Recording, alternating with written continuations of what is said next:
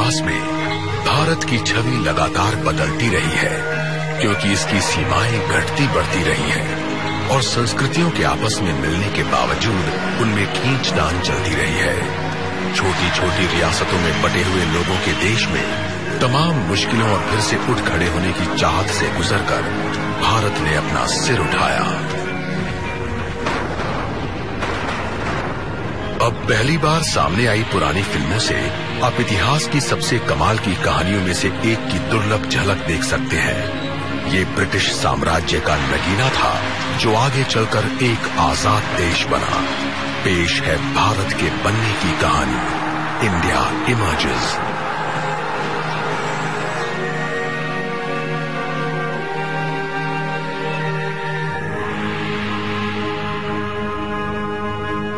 The राज।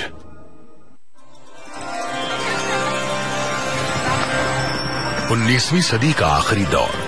भारतीय उपमहाद्वीप की यात्रा कर रहे लेखक मार्क ट्वेन ने इस इलाके से प्रभावित होकर लिखा, भारत में ही मानव जाति पली बढ़ी है, यही इंसानी बोली का जन्म हुआ है।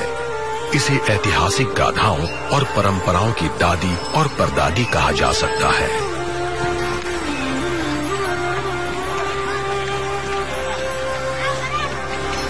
मार्क ट्वेन ने 5000 सालों में विकसित हुए भारत की व्याख्या की थी। ये बात है 19वीं सदी की। भारत की आबादी 20 करोड़ से ज्यादा है। ये भारत लगातार बदलाव के दौर में है। अब ये ताकतवर मुगल साम्राज्य द्वारा संगठित इलाका नहीं है।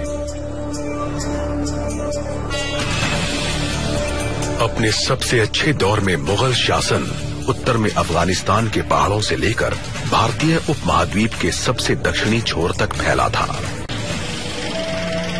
हाल ही में मिली इस रंगीन फिल्म को 1930 के दशक में फिल्माया गया था। ये 16 मिलीमीटर की कोडाक्रोम फिल्म है, जिसे पूरी तरह हाई डेफिनेशन में बदल दिया गया है।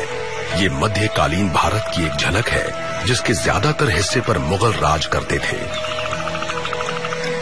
मुगलों का प्रभाव भारत के दक्षिणी दूर दराज के इलाकों तक कभी नहीं पहुंच पाया। यहाँ तक कि मध्य भारत में भी उन्हें अपना अधिकार जताने के लिए स्थानीय रियासतों के सहयोग पर निर्भर रहना पड़ता था। पर उनकी विरासत आज के भारत में भी जिंदा है, जिसे देश भर में बने स्मारकों और इमारतों के बेमिसाल आर्किटेक्चर में देखा जा सकता है। और इन स्मारकों में सबसे मशहूर शानदार ताजमहल है। सन 1648 में मुगल बादशाह शाहजहां की बेगम के मकबरे के तौर पर बना ताजमहल मोहब्बत की निशानी के अलावा भी काफी कुछ है। दुनिया का ये अजूबा ऐसे भारत का प्रतीक है जो कई सदियों की उतार चढ़ाव के बावजूद टिका रहा है और आज भी पहले की तरह ही शान से खड़ा है। ताजमहल बनवाने वाले शाहजहां के लफ्जों में, इस जहां में ये इमारत ऊपर वाले की अहमियत बताने के लिए बनाई गई है। सन 1862 में आखिरी मुगल बहादुर शाह जफर की मौत के साथ ही मुगल सल्तनत का अंत हो गया। इसके बाद राजनीतिक अस्थिरता के दौर में ढेर सारी छोटी छोटी रियासतों, कबीलों और समुदायों का जन्म हुआ और शासन करने की ताकत में ऐसा खाली बनाया जिसे भरने में कोई कामयाब नहीं हुआ। सन 1903 ये भारत की कुछ सबसे पुरानी फिल्में हैं। इन्हें अमेरिकन इन्वेंटर और सिनेमा के पायनियर थॉमस आर्मैट ने फिल्माया है। इस समय तक भारत के लोगों पर विदेशी राज करते हैं, जिसका केंद्र आधी दुनिया के पार यूरोप के एक टापू पर है। अंग्रेज पहली बार सन 1608 में भारत आए थे। वो यहाँ ब्रिटिश ईस्ट इंडिया कंपनी के तौर पर आए थे। शुरू में वो लोग यहाँ पर केवल व्यापार करने के उद्देश्य से आए थे, पर फिर समय के साथ साथ उनका उद्देश्य बदला, उनकी इच्छाएं बढ़ी और उनकी राजनैतिक आकांक्षाएं सामने आईं। दूसरा दिल्ली दरबार। ये ब्रिटिश लॉर्ड कर्जन की अगुवाई में हो रहे समारोह के दृश्य हैं, जो इससे पहले कभी प्रसारित नहीं हुए। ये ब्रिटिश लोगों द्वारा भारत में सैनिक शक्ति का अब तक का सबसे बड़ा प्रदर्शन है।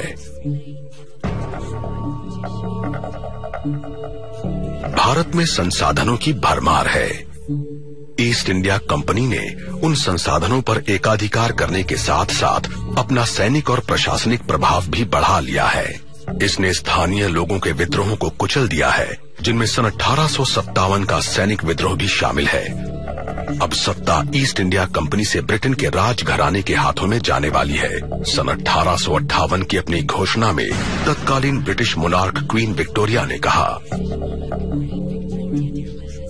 हम भारत की स्थानीय रियासतों के राजाओं के लिए ये घोषणा करते हैं कि हम उनके साथ ईस्ट इंडिया कंपनी या उसके नाम पर किए गए सभी समझौतों या एग्रीमेंट्स को स्वीकार करेंगे और हम उन्हें पहले की ही तरह जारी रखेंगे और हम उम्मीद करते हैं कि रियासतों के राजा भी ऐसा ही करेंगे। क्वीन की इस घोषणा का उद्देश्य ये जताना है कि वो सबको साथ लेकर राज करना चाहती है, लेकिन दराज जो इस कॉलोनियल ताकत का नया नाम है, अब दोबारा कभी भी भारत के लोगों पर भरोसा करने के लिए तैयार नहीं है। ब्रिटिश राज की सामाजिक और आर्थिक नीतियां हर कीमत पर भारत के लोगों को विदेशियों की सत्ता में लाने के लिए बनी थीं। उन्हें डर है कि परिवर्तन सामाजिक उथल-पुथल को जन्म दे सकता है, जिससे एक बार फिर सन 1857 जैसे हालात पैदा हो सकते हैं। 20वीं सदी की शुरुआत। ये ब्रिटिश भारत के पश्चिमी हिस्से की बीकानेर रियासत का लालगढ़ पैलेस है। यह औपनिवेशिक भारत की 500 से ज्यादा रियासतों में से एक का नजारा है, जो कहीं और नहीं मिलेगा।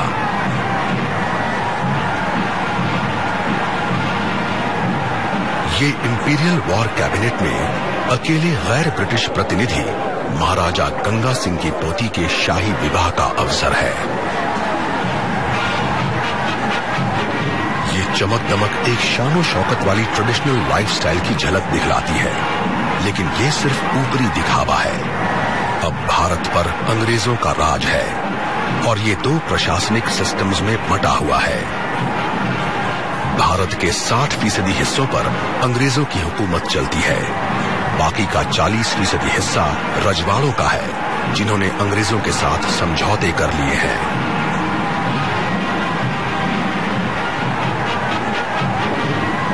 क्वीन विक्टोरिया द्वारा ब्रिटिश राज की घोषणा के महज 5 दशक बाद भारत की असली राजनीतिक सत्ता रजवाड़ों के हाथ से निकल गई है। इनके पास बस घटी हुई ताकत की यादें ही बची हैं।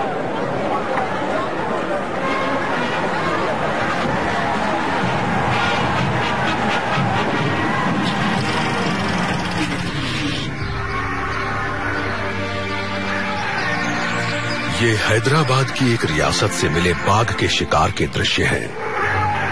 ये मुश्किल से दिखने वाले विजुअल्स ओरिजिनल कला में हैं और इन्हें दक्षिणी भारत में कोंगारा कलान नाम के जंगल में फिल्माया गया है। स्थानीय राजा और अंग्रेज साथ मिलकर शिकार करते हैं। ये हाथियों पर शिकार के लिए निकलते हैं और उनके साथ ट्रेन्ड शिकारियों और हथियारों से लैस सैनिकों की एक फौज होती है। ये लोग घेरा बनाकर शिकार करते हैं। इसमें जोखिम कम होता है और देखने वालों को मजा आता है।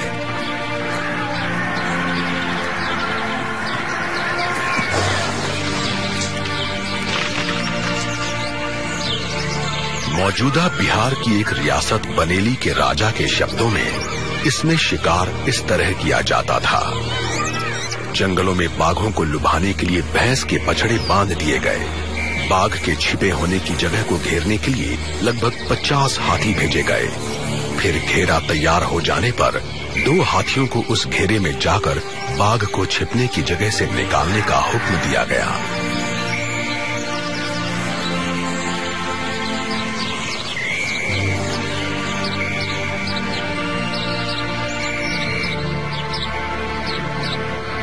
हाथियों के करीब आने पर बाघ बार बार गुस्से में हमला करता था। शुरू में ये बहुत रोमांचक था, लेकिन फिर बाघ थक कर लेट गया।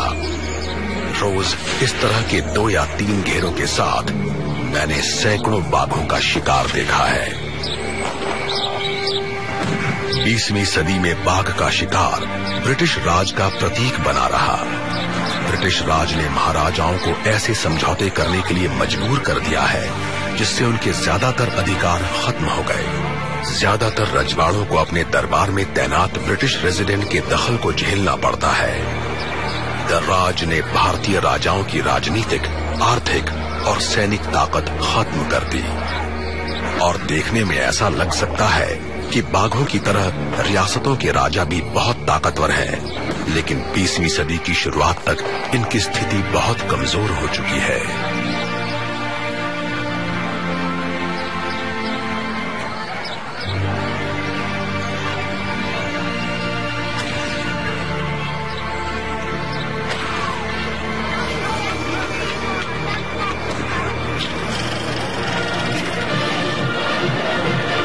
दिसंबर सन 1911, दिल्ली दरबार। शुरुआती फिल्म डॉक्यूमेंट्री बनाने वालों में से एक चार्ल्स अर्बन ने किनेमा कलर नाम की एक नई टेक्नोलॉजी का इस्तेमाल किया। उन्होंने 2.5 घंटे की फिल्म बनाई जिसका नाम था with our king and queen through India. इस फिल्म में तीसरे दिल्ली दरबार के नजारे हैं, जो ब्रिटिश सम्राट जॉर्ज V के राज्याभिषेक के समय होने वाला एक सैनिक समारोह है। इस समारोह में सबसे अहम मौजूदगी सम्राट और उनकी पत्नी मैरी की है और इन्हें भारत का एम्परर और एम्प्रेस घोषित किया गया। लेकिन ये इस समारोह में होने वाली अकेली महत्वपूर्ण घोषणा नहीं है। ब्रिटिश भारत की राजधानी अब कलकत्ता से हटाकर दिल्ली लाई जाने वाली है। राजधानी को कलकत्ता से दिल्ली लाए जाने के प्रस्ताव पत्र में भारत के वाइसरॉय लॉर्ड हार्डिंग ने लिखा, ये काफी समय से एक गंभीर असंगति मानी जाती है कि ब्रिटिश लोग अपने भारतीय इलाके के सबसे पूर्वी छोर पर स्थित शहर कलकत्ता से इस देश पर शासन करते हैं, लेकिन कलकत्ता से राजधानी हटाने की यही एक वजह नहीं थी। सन 1905 में बंगाल के बंटवारे के बाद ये इलाका ब्रिटिश राज के राष्ट्रवादी विरोधियों का केंद्र बन गया था। सन 1911 के दरबार में सम्राट जॉर्ज V द्वारा औपचारिक रूप से दिल्ली को राजधानी घोषित करने के साथ ही ये बात पक्की हो गई। अब दर्राज का एक नया युग शुरू होने वाला है। 1930 का दशक, दिल्ली। ये नए निर्माणों से सजी राजधानी के सबसे शुरुआती दृश्य है, जिसे ये रूप दिया है ब्रिटिश आर्किटेक्ट एडविन लुटियंस ने। इसे डिजाइन करने और बनाने में 20 साल से भी ज्यादा लगा और ये ब्रिटिश साम्राज्य की सत्ता के एक नए अध्याय का प्रतीक है। इसके बीचों बीच शानदार वाइसरॉयज हाउस है, जो आगे चलकर स्वतंत्र भारत में राष्ट्रपति का निवास बनेगा।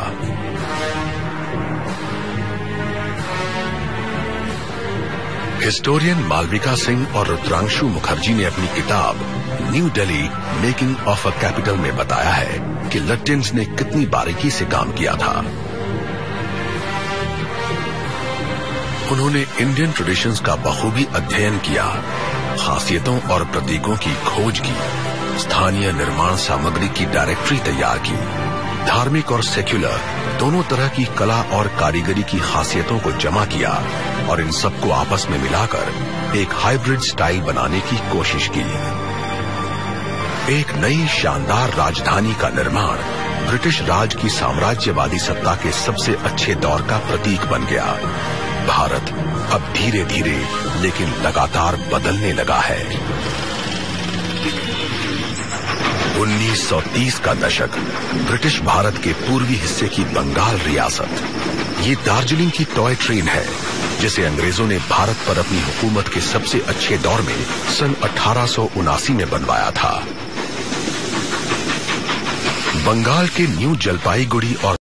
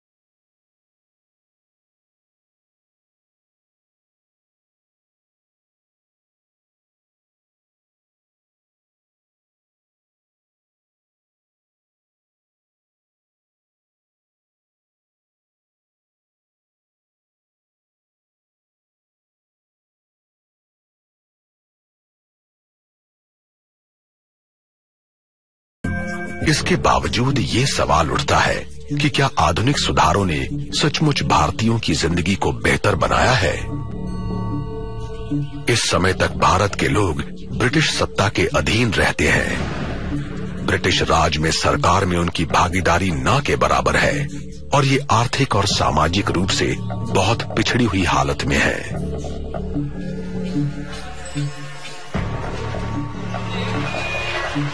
हिस्टोरियन आयरा क्लाइन ने लिखा है, अपने शुरुआती दौर में ही ब्रिटिश राज ने भारतीय उपमहाद्वीप में विकास के नए तौर तरीके स्थापित किए, जिससे इंग्लैंड तेजी से प्रगति कर पाया और वहां के लोग संपन्न हुए।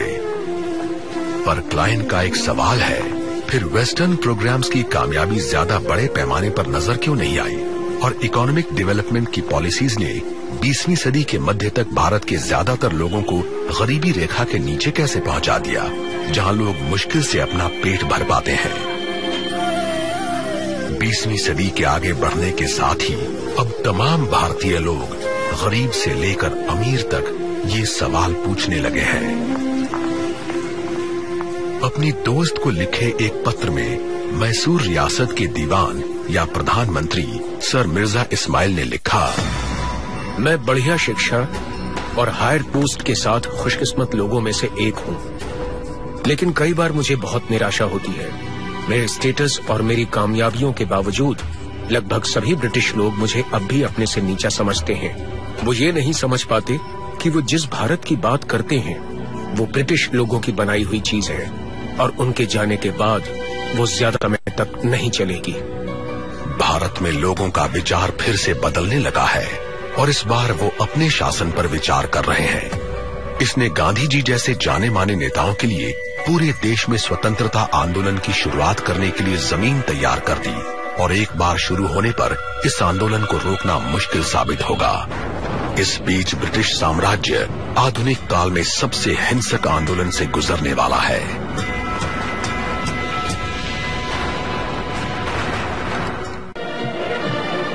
बीसवीं सदी का शुरुआती दौर।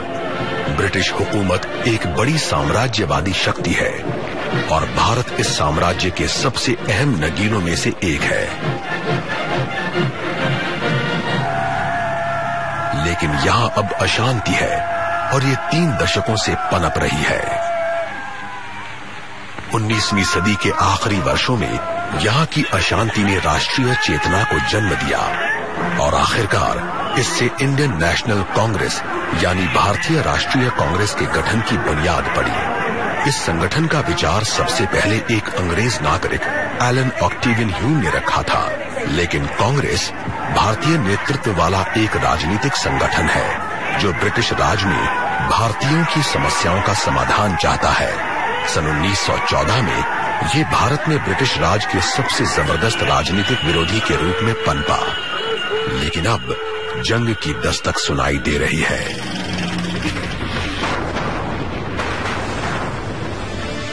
जुलाई सन 1914 से नवंबर सन 1918 तक पूरे यूरोप में जबरदस्त लड़ाई छिड़ी रही, जिसमें साम्राज्यवादी ताकतों के साथ साथ उनकी रियासतों ने भी भागीदारी की।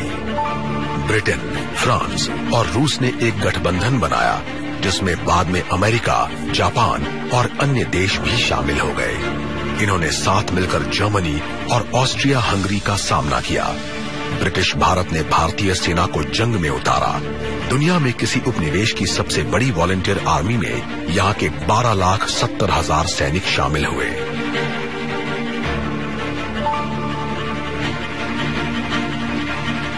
इस विश्व युद्ध में ब्रिटिश और भारतीय सेना साथ मिलकर लड़ रही है। शौर्य का सम्मान करने में ब्रिटिश और भारतीय सैनिकों के बीच कोई भेदभाव नहीं किया गया। 15 भारतीयों को विक्टोरिया क्रॉस दिया गया। सिर्फ ब्रिटिश लोगों को दिया जाने वाला ये सम्मान प्राप्त करने वाले ये पहले भारतीय थे।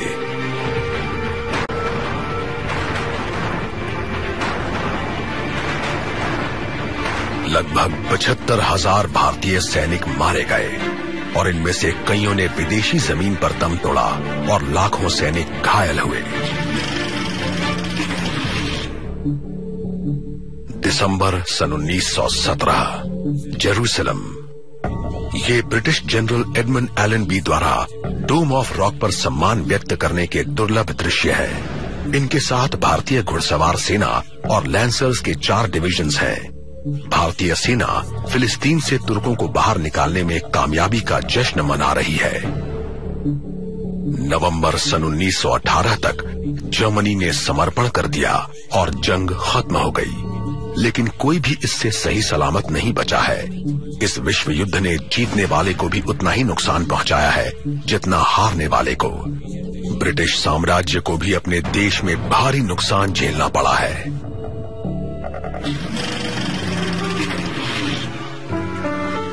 सन 1925 ग्रेट ब्रिटेन। इन अनोखी फिल्म आर्काइव्स में बायो कलर नाम की एक खास टेक्नोलॉजी का इस्तेमाल हुआ है। क्लॉड फ्रीस ग्रीन ने जंग के बाद ब्रिटेन की स्थिति को दिखाने के लिए बायो कलर का इस्तेमाल किया। लंबी और बेरहम लड़ाई में सैनिक रूप से कामयाब रहने के बावजूद ब्रिटेन अब आर्थिक मुश्किलों का सामना कर रहा है। ब्रिटेन को सुपर पावर बनाने वाली औद्योगिक क्रांति अब धीमी पड़ रही है। संपन्न लोग और धनी होते जा रहे हैं और गरीब लोग और भटेहाल, जिससे उच्च वर्ग और कामगारों के बीच फर्क बढ़ता जा रहा है। सन 1926 में यानी पहले विश्व युद्ध के खत्म होने के 1 दशक के अंदर ब्रिटेन कारखानों, कोयला खदानों, बस, रेल और बंदरगाहों में काम करने वालों और बिजली और गैस के कामगारों की 10 दिनों की आम हड़ताल से ठप पड़ गया। प्रशासन ने इस आम हड़ताल को तो खत्म करवा दिया, लेकिन ये ब्रिटिश साम्राज्य के लिए आगे आने वाले मुश्किल हालात का पहला संकेत है।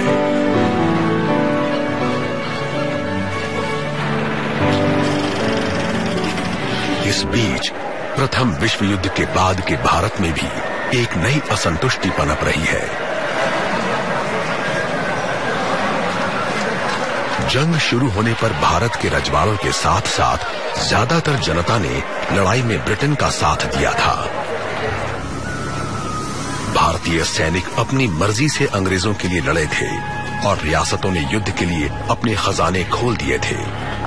ब्रिटिश अखबार द टाइम्स के मुताबिक भारत ने जिस उत्साह से युद्ध में मदद की है, उसकी एकता और समर्पण ने ब्रिटेन को खुश कर दिया है। भारत में अंग्रेजों का विरोध करने वाले लोगों ने भी इस उम्मीद में युद्ध के समय अपना रुख नर्म कर लिया कि शायद लड़ाई में मदद के बदले अंग्रेज उन्हें आजाद कर दें। विश्व युद्ध खत्म होने के महज 1 साल बाद ऐसा लगने लगा कि ये जल्दी ही होने वाला है। सन 1919 में अंग्रेजों ने गवर्नमेंट ऑफ इंडिया एक्ट पारित किया। इस कानून से सरकार में भारतीयों की भागीदारी बढ़ गई। इससे पार्लियामेंट में 2 हाउसेज की शुरुआत हुई और स्टेट गवर्नमेंट में कई अहम पद भारतीयों को दे दिए गए। लेकिन ये सिर्फ एक दिखावा है। सेंट्रल गवर्नमेंट अब भी अंग्रेजों के नियंत्रण में है। रियासतों में भी टैक्स और लॉ एंड ऑर्डर जैसे अहम पदों पर अंग्रेज ही है। और फिर वक्त ने करवट ली। इस बार भारत का विचार एक अहिंसक आंदोलन से पैदा हुआ, जो भारत के लोगों को आजादी की राह पर ले जाने वाला है।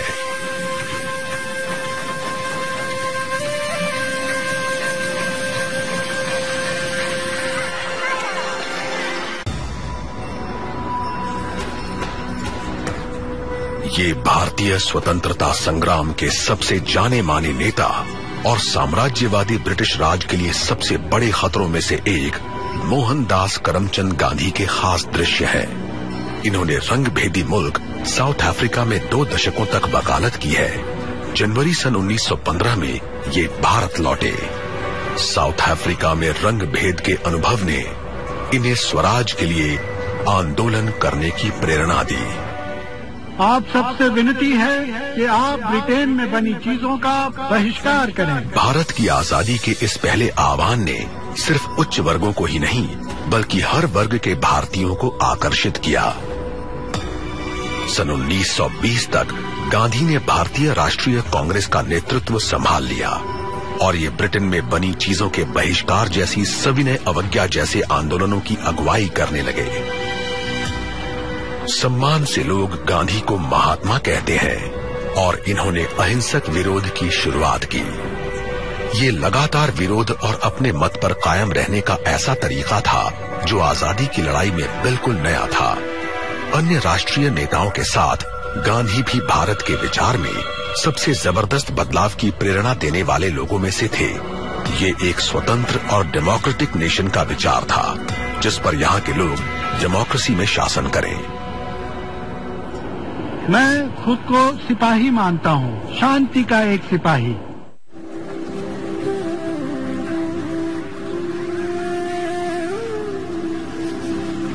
भारत की पवित्र नदी गंगा जो हमारी पहचान है, ये एक राष्ट्रीय पहचान है जो आधुनिक 20वीं सदी में काफी सशक्त हो रही है।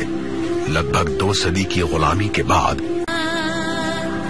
कुछ स्वतंत्रता सेनानी राजनीतिक बातचीत जैसे अहिंसक तरीके अपनाना चाहते हैं, लेकिन भगत सिंह और चंद्रशेखर आजाद जैसे कुछ लोगों ने अंग्रेजों से लड़ने के लिए हथियार उठा लिए।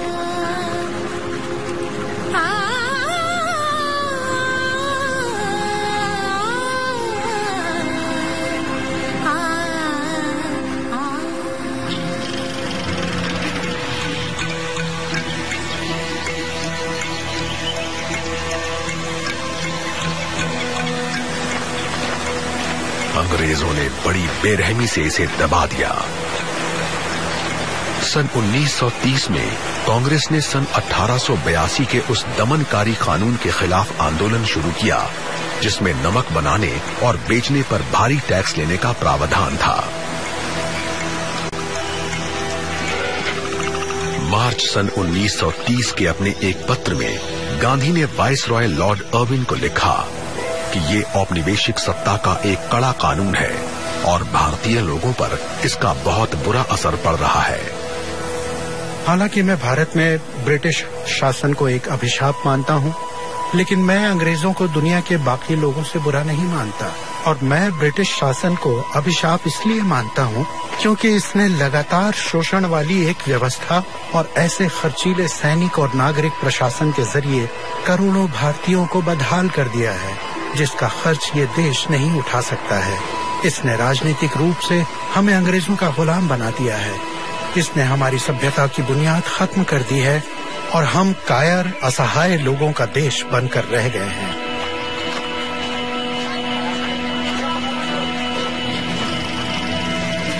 मार्च सन 1930 ब्रिटिश भारत का गुजरात प्रांत नमक पर ब्रिटिश टैक्स का विरोध करने के लिए गांधी साबरमती में अपने आश्रम से दांडी में अरब सागर के तट तक पैदल यात्रा करने वाले हैं। वहां वो ब्रिटिश कानून का उल्लंघन करके भारतीयों द्वारा खुद अपना नमक बनाने के एक आंदोलन की अगुवाई करेंगे।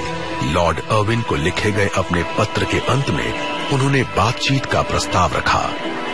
मैं जानता हूं कि आप मुझे गिरफ्तार करके मेरी कोशिश को नाकाम कर सकते हैं, लेकिन मेरे बाद हजारों लोग अनुशासित ढंग से ये काम करने को तैयार रहेंगे और नमक कानून का उल्लंघन करके वो उस कानून की सजा पाने के लिए तैयार रहेंगे जिसे कभी कानून की किताब में दर्ज ही नहीं होना चाहिए था।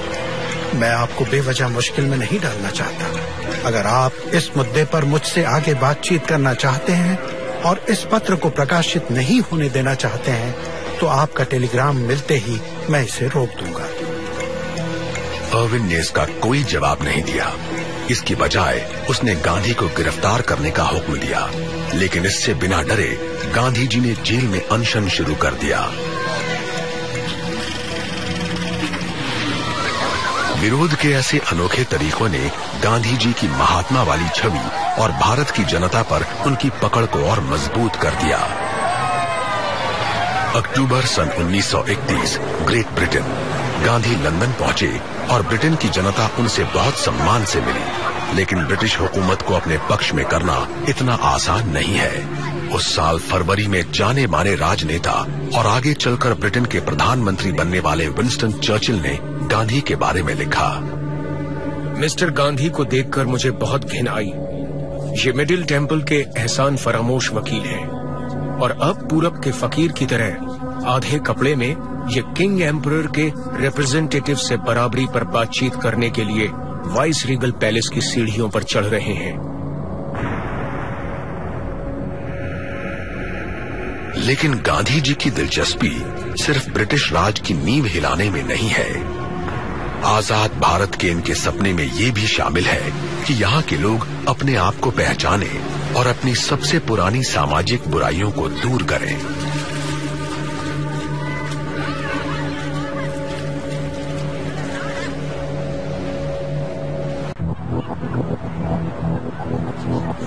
पहले विश्व युद्ध के बाद के दौर में भारत में ब्रिटिश राज, गांधी जैसे नेताओं की अगुवाई में यहाँ के लोगों में देशभक्ति की लहर दौड़ रही है। गांधी ने भारत के लोगों को सिर्फ ब्रिटिश शासन से आजादी के लिए लड़ने की ही प्रेरणा नहीं दी, उन्होंने उन्हें जाति, नस्ल, धर्म और लिंग के भेदभाव से भी लड़ने को कहा।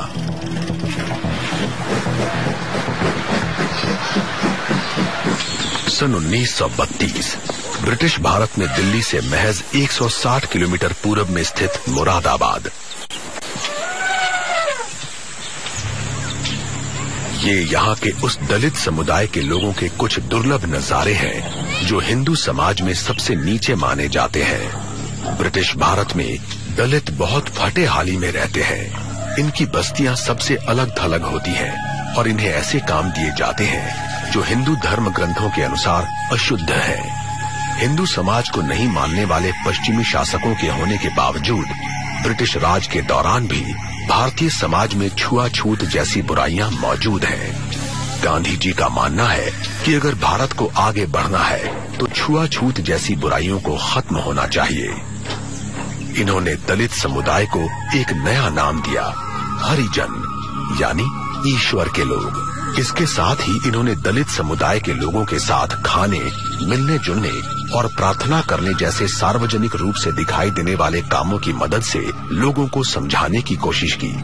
गांधी जी का मानना है, अगर मेरा पुनर्जन्म हो तो मुझे दलित के रूप में पैदा होना चाहिए ताकि मैं उनके दुख, उनकी तकलीफों और उनकी मुश्किलों को समझ सकूं और शायद इससे मुझे खुद को और उन सबको उनकी बुरी हालत से आजाद कराने की प्रेरणा मिलेगी। ये उत्तर भारत में इलाहाबाद के नजारे हैं। 3 पवित्र नदियों गंगा, यमुना और पौराणिक सरस्वती के संगम पर बसा ये शहर हमेशा से आजादी की लड़ाई का केंद्र रहा है। इस शहर ने स्वतंत्रता आंदोलन के शुरुआती दिन देखे हैं जब मोतीलाल नेहरू जैसे नरमपंथी नेताओं ने अपनी भारतीय पहचान कायम करनी शुरू की थी।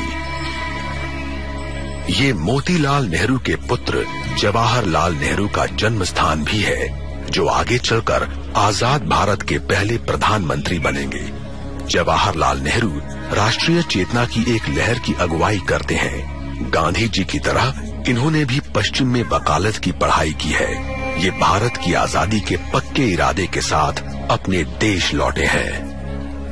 गांधी जी की तरह ये भी बुद्धिजीवी होने के साथ साथ लोकप्रिय जननेता भी हैं और इन्होंने भी भारतीय जनता के बीच अपनी मजबूत जगह बना ली है। अपनी मशहूर ऐतिहासिक किताब डिस्कवरी ऑफ इंडिया में इन्होंने अपने देश के बारे में लिखा, बार बार विदेशी हुकूमत में रहने के बावजूद कोई इसके जोश को खत्म नहीं कर पाया और आज भले ही ये एक विजेता के हाथों का खिलौना बना हुआ लग रहा हो, लेकिन अब भी इसने हार नहीं मानी है और इसका उत्साह कायम है। ये एक मिथ, विचार और सपना है, लेकिन साथ ही ये बहुत वास्तविक और जीवंत भी है। नेहरू और उनके पॉलिटिकल मेंटोर गांधी ने आजाद और सेक्युलर इंडिया का विचार सामने रखा, जिसमें हर नागरिक को बेसिक ह्यूमन राइट्स की गारंटी होगी। डिस्कवरी ऑफ इंडिया में नेहरू ने लिखा, इंसानियत का सबसे अच्छा और सबसे बढ़िया तोहफा किसी एक नस्ल या देश का एक अधिकार कभी नहीं हो सकता है। इसे सीमाओं में नहीं बांधा जा सकता और न ही इसे किसी कंजूस का जमीन में गड़ा खजाना माना जा सकता है। गांधी और नेहरू जैसे नेताओं ने ऐसे भारत का सपना देखा जहां सभी भारतीय बिना किसी सांस्कृतिक और धार्मिक भेदभाव के मिलजुल कर रहें। लेकिन सबकी राय ऐसी नहीं है। दिसंबर सन 1930 में ऑल इंडिया मुस्लिम लीग के प्रेसिडेंट मोहम्मद इकबाल ने एक बिल्कुल नया विचार पेश किया। भारत विभिन्न नस्ल के लोगों का देश है, जो अलग अलग भाषाएं बोलते हैं और जिनके धर्म भी अलग अलग हैं। उनका व्यवहार किसी एक नस्ल चेतना से तय नहीं होता। भारत के सांप्रदायिक समूहों की वास्तविकता को स्वीकारे बिना यहाँ यूरोपीय लोकतंत्र के सिद्धांत को लागू नहीं किया जा सकता। इसलिए मुस्लिम लोगों द्वारा भारत के अंदर एक मुस्लिम भारत के निर्माण की मांग बिल्कुल जायज है। उन्होंने आगे कहा, मैं पंजाब, उत्तर पश्चिम सीमांत प्रांत, सिंध और बलूचिस्तान को एक रियासत के रूप में देखना चाहूंगा। ये ब्रिटिश साम्राज्य के अंदर हो या उसके बाहर, लेकिन मुझे लगता है कि north West Indian Muslim state का गठन ही मुसलमानों का भविष्य होगा, कम से कम उत्तर पश्चिम भारत के मुसलमानों का।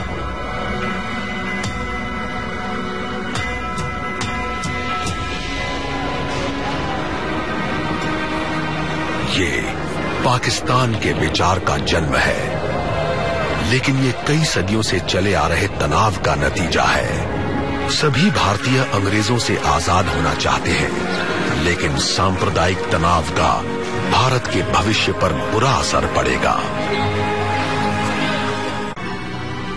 1930 के दशक के दौरान भारत में ब्रिटिश शासन से आजादी की मांग लगातार तेज होती गई। इस पुरानी फिल्म में आप आजादी की लड़ाई का एक दुर्लभ नजारा देख सकते हैं। ये आंदोलन बहुत जबरदस्त है, लेकिन इसे अपने भीतर ही गंभीर चुनौतियों का सामना करना पड़ रहा है। ब्रिटिश लोगों ने भारतीयों में फूट डालकर शासन करने के लिए इन्हीं धार्मिक और जातीय तनावों का फायदा उठाया।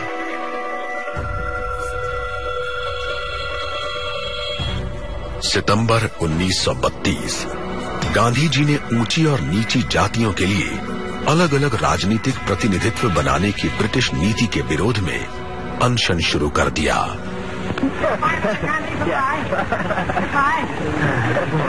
इस फिल्म में आवाज साफ न होने के बावजूद ये गांधी जी की सविनय अवज्ञा के दुर्लभ दृश्य है।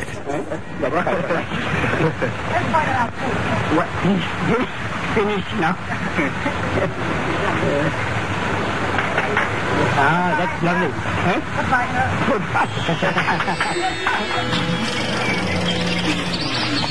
सन 1938 ब्रिटिश भारत के उत्तरी हिल स्टेशन। ब्रिटिश राज के अफसर यहाँ छुट्टी मना रहे हैं। ये साहिब वाले अपने रुतबे से अच्छी तरह वाकिफ हैं। उर्दू लफ्ज साहिब का अर्थ है सर या मिस्टर, लेकिन ब्रिटिश राज में ये स्वामी या मालिक के ऊंचे रुतबे का प्रतीक है और इसका इस्तेमाल भारतीय लोग अंग्रेजों के लिए करते हैं। साहिब लोग ऐशो आराम और खास सहूलियतों वाली जिंदगी जीते हैं। इनमें से कुछ लोग बहुत अनमने ढंग से भारत आए हैं, जबकि कुछ लोग ब्रिटेन से भी ज्यादा भारत को अपना घर मानते हैं। 20वीं सदी के शुरू के 25 सालों के अंत में दुनिया एक बार फिर बदलने लगी है। इस बार ब्रिटिश राज पर इसका प्रभाव निर्णायक होगा।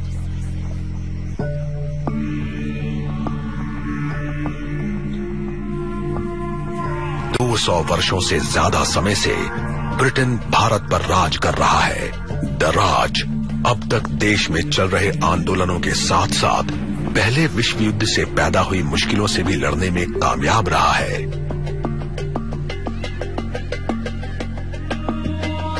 पहले विश्व युद्ध के महज 20 साल बाद एक बार फिर जंग के बादल घिरने लगे। एक बार फिर यूरोपीय देशों के गठबंधन की अगुवाई के लिए ब्रिटेन को याद किया जाएगा। इस बार ये लड़ाई एडोल्फ हिटलर के जर्मन खतरे के खिलाफ है। ये लड़ाई पूरी दुनिया को चपेट में ले लेगी और किसी की भी कल्पना से ज्यादा तबाही मचाएगी। दूसरे विश्व युद्ध में जंग का मैदान यूरोप, प्रशांत क्षेत्र, अफ्रीका, अमेरिका, जापान, चीन, मिडिल ईस्ट और भारत तक फैल जाएगा। ये इतिहास में सबसे जानलेवा युद्धों में से एक होगा, जिसमें 5 से 8 करोड़ लोग मारे जाएंगे और इनमें से ज्यादातर लोग आम नागरिक होंगे। नाज़ी फौज खत्म कर दी जाएगी और फासिज्म पर हमला होगा। जर्मनी और यूरोप के काफी बड़े हिस्से का राजनीतिक नक्शा बदल जाएगा। इस लड़ाई का ब्रिटेन के लोगों, उसके शहरों और उसकी अर्थव्यवस्था पर बहुत बुरा असर पड़ेगा। ब्रिटेन अपना पूरा ध्यान और अपने सभी संसाधनों को खुद को फिर से मजबूत करने में लगाएगा। भारतीय लोगों के लिए दूसरा विश्व युद्ध आजादी के लिए जोर लगाने का एक अच्छा जरिया साबित होगा। आजादी की इसकी मांग लगातार तेज और मजबूत होती जाएगी। दूसरे विश्व युद्ध के अंत तक दुनिया का नक्शा काफी हद तक बदल जाएगा। आयरन कर्टन पश्चिमी जगत को विभाजित कर देगा। ताकतवर देशों का पतन हो जाएगा और उनकी जगह नए देश पनपेंगे। दर्राज जैसी साम्राज्यवादी ताकतों का सूरज ढल जाएगा और फिर होगी एक नई सुबह।